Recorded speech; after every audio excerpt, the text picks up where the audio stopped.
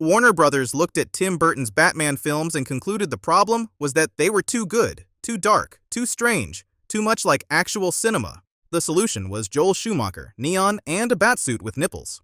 Today, 15 facts about Batman Forever. From the studio fight that cost Michael Keaton the role, to the performance Jim Carrey almost didn't give, to the bonus that reveals the darker version of this film that the studio buried. Stick around. Fact 1. Tim Burton was removed from his own franchise, and Keaton left with him. Batman Returns in 1992 was darker, stranger, and more personal than a major franchise could comfortably sustain. Warner Brothers received significant pushback from toy manufacturers and parent groups. McDonald's, which had committed to a Happy Meal tie-in, publicly distanced itself from the film. The studio concluded that Burton's vision and the franchise's commercial requirements were no longer compatible. Burton was moved to a producer role. He accepted but had effectively lost control of the direction. Michael Keaton, who had built his performance across 2 films around Burton's specific sensibility, saw no reason to stay. He departed. Warner Brothers replaced both of them with Joel Schumacher, a director whose instincts ran in a very different direction. Fact 2. The search for a new Bruce Wayne considered Daniel Day-Lewis and Johnny Depp. The replacement casting process was extensive. Among those discussed or tested were Ralph Fiennes, Daniel Day-Lewis, Ethan Hawke, and Johnny Depp. Schumacher ultimately advocated for Val Kilmer, who had the physical presence and internal complexity the role required in his new visual register. Kilmer's preparation was intense. He spent considerable time developing Bruce Wayne's psychological relationship with his parents' deaths in ways that never fully surfaced on screen. The performance he gave is more conflicted than the film's tone allows it to fully express. Something interesting is buried under the spectacle, and Kilmer knew it was there even when the film didn't show it. Fact 3. Jim Carrey was cast at the peak of his commercial power and nearly turned it down. In 1994, Jim Carrey was simultaneously the star of Ace Ventura, The Mask, and Dumb and Dumber, 3 films that made him the dominant comedic force in American cinema in a single year. His casting as the Riddler was driven by this extraordinary momentum. What is less known is how close he came to not taking the role. He had reservations about playing a villain in a franchise that might constrain his instincts. What brought him in was a specific understanding with Schumacher that he would be given significant creative latitude to develop Edward Nygma's unhinged quality. That latitude produced a performance of considerable physical commitment, one that some found exhausting and others found genuinely unsettling. Fact 4. Tommy Lee Jones and Jim Carrey did not get along at all. The working relationship between Jones and Carrey became one of Hollywood's more openly discussed on-set conflicts.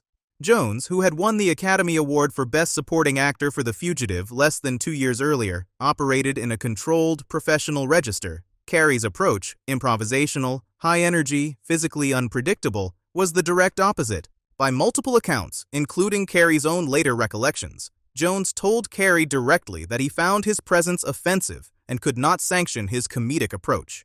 The tension was significant enough that scenes requiring interaction between Two-Face and the Riddler were managed carefully.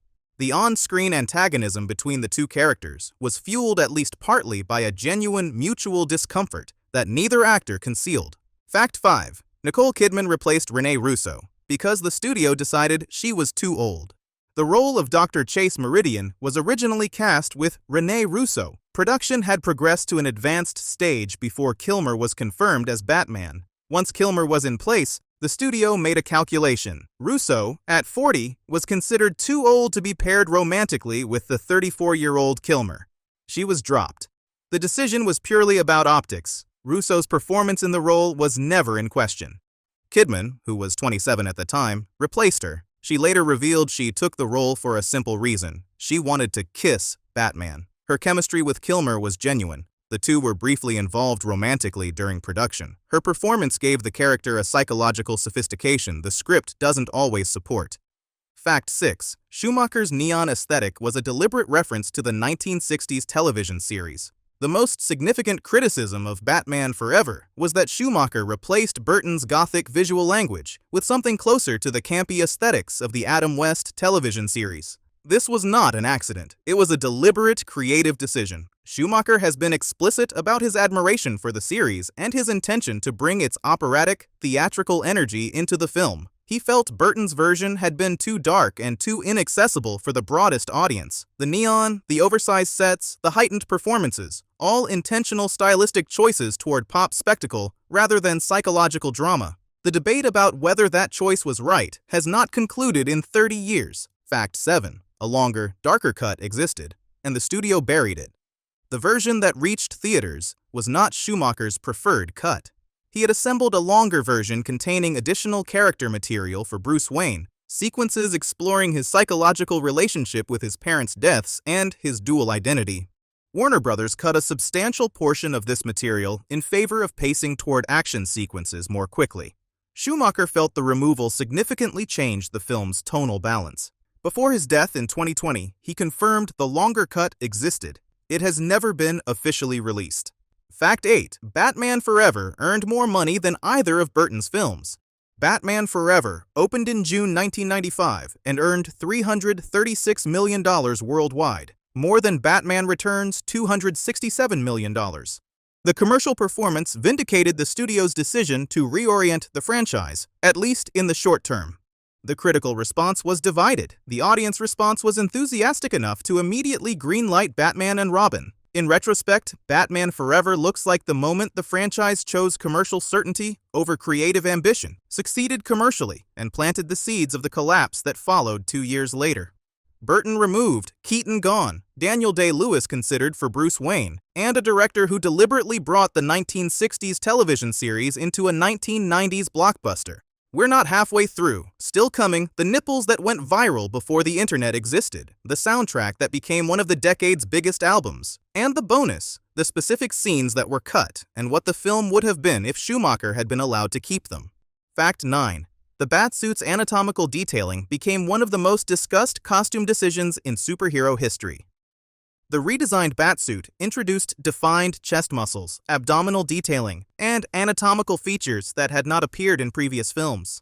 The design became the subject of considerable cultural discussion, both at the time and in subsequent decades. Schumacher has addressed this with a combination of amusement and genuine defense, describing the suit as consistent with the film's operatic visual aesthetic, figures as sculpture rather than functional gear. Whether that justification is convincing is still being debated. The choice has become one of the most referenced costume decisions in the genre's history, which may not be the legacy Schumacher intended. Fact 10. The soundtrack produced a Grammy-winning #1 single almost by accident. The Batman Forever soundtrack featured contributions from U2, Seal, Mazzy Star, Nick Cave, and others, and became a substantial commercial success independent of the film. Seal's Kiss from a Rose reached #1 in multiple countries and won 3 Grammy Awards, including Record of the Year and Song of the Year. The song had originally been recorded in 1994 before the film existed. Its placement on the soundtrack was somewhat fortuitous, and its subsequent Grammy success gave Batman Forever a cultural footprint in music that outlasted its critical reception. Kiss from a Rose remains one of the most recognizable songs of the decade. Its connection to Batman is both genuine and slightly accidental. Fact 11. Leonardo DiCaprio turned down Robin. The role of Dick Grayson attracted significant interest from young actors at their commercial peak. Leonardo DiCaprio was among those considered, coming off his Oscar-nominated performance in What's Eating Gilbert Grape. DiCaprio declined, reportedly feeling the role was too constraining for where he wanted his career to go.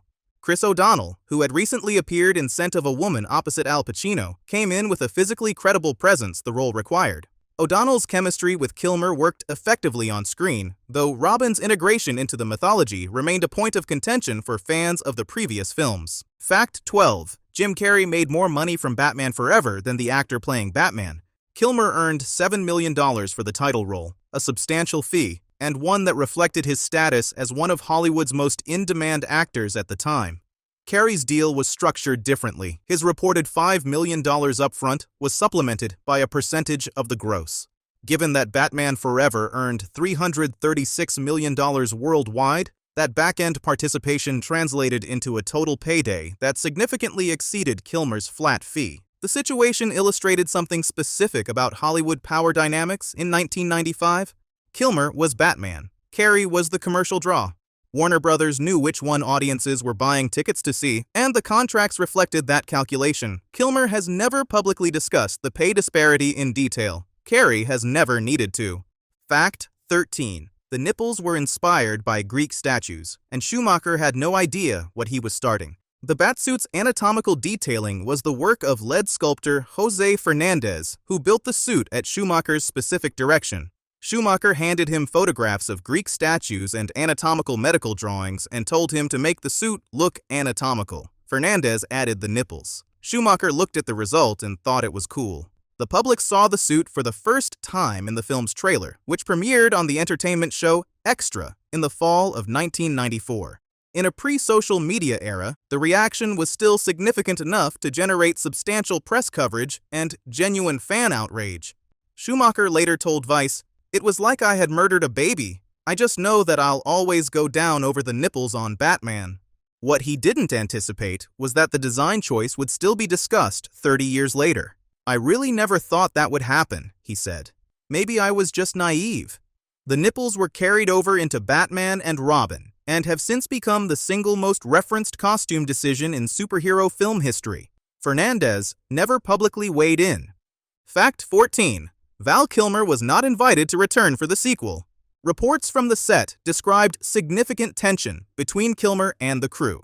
Schumacher himself described Kilmer as childish and impossible, reporting that he fought with various crew members and refused to speak to Schumacher for 2 weeks after the director told him to stop being rude. When Batman and Robin entered development, Kilmer was not asked back. George Clooney replaced him. Kilmer has addressed the Batman Forever experience with candor about his own behavior, acknowledging that his approach to set dynamics created difficulties. His performance in the finished film is more interesting than his reputation from the production might suggest. Fact 15. The Riddler was originally Robin Williams' role, and he turned it down. Robin Williams was in serious discussions to play the Riddler before Jim Carrey was cast. He had a complicated history with Warner Brothers. The studio had previously used his name as a placeholder to attract other actors to a project, and then dropped him once a commitment was secured. Williams was aware of this pattern and was cautious about engaging with them again. The role eventually went to Carrey after Williams reportedly declined. The irony is that Williams's improvisational energy and physical comedy would have produced a version of the Riddler almost as distinctive as Carrey's, just in a completely different direction. Two of the most gifted physical comedians of their generation were both at different points the person most likely to play Edward Nygma. Only one of them actually did. Bonus fact. And now the bonus I've been saving for last. There is a version of Batman Forever that is significantly darker than the film that reached theaters. The excised material centers on Bruce Wayne's psychological unraveling. There are scenes in which Bruce finds his father's journal and becomes consumed by it. There is a sequence in which he descends into the Batcave and encounters a vision of a giant bat, a psychological confrontation with his deepest fears. There are extended therapy sessions with Chase Meridian, in which the dual identity question is taken considerably more seriously. This version would have been closer in tone to Burton's work. The studio tested it, found the darker material slowed the film's commercial momentum, and cut it. What remained was faster, louder, and more accessible. It was also less interesting. Schumacher spent years knowing a better version of Batman Forever existed and that almost nobody would see it. Before he died, he confirmed it was real. It has never been officially released. The film, is not the film he made.